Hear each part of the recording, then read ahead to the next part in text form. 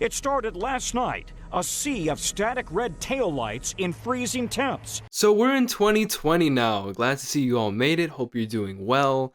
And though most of the people have been kicking off the new year with resolutions and good times, good spirits, I can now say that I've officially slept on a main US highway. That's right, I-95. So usually when you set out to take a little road trip, you usually have an estimate. You think, oh look, the little meter on my phone, the directions, 3 hours. That's not so bad, I can do that.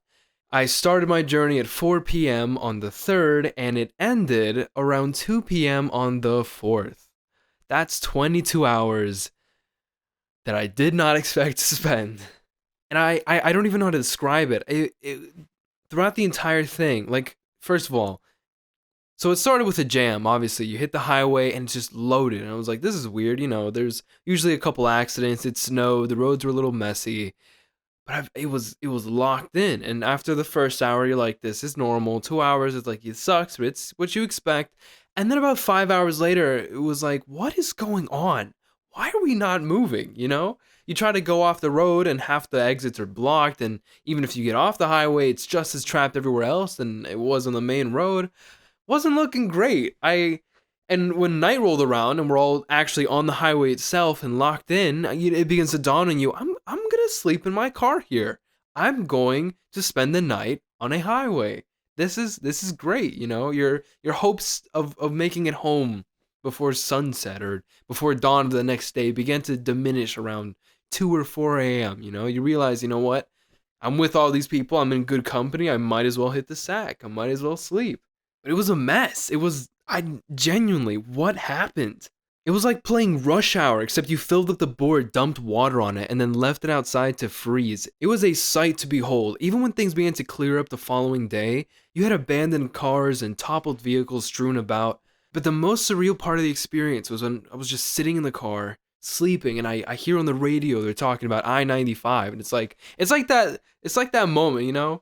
It's like that, look, Mom, on the TV kind of moment where everything that you're finding on news about it and on radio is all, you're like, oh, look, I'm the dumbass stuck in that car jam. Look, whoa, that's me, guys. Not super fun, not a great zinging good old time to kick off the new year, but could be worse, right?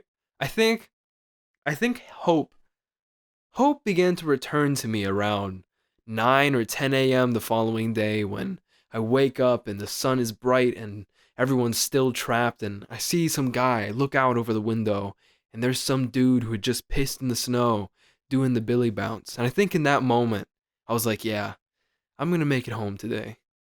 And I did. It's all good. If you were one of those kind souls that was like, oh, Dro, did you die? I didn't die. I can report that I am not dead. I'm tired.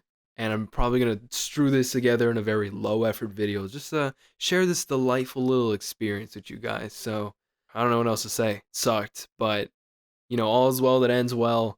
I think there's still people stuck on that highway. I think the governor was trapped in with us. That's pretty funny. I mean, sorry about that, but hopefully it's all uphill from here, but in a good way, not like climbing uphill, like, things going better, like the opposite of downhill.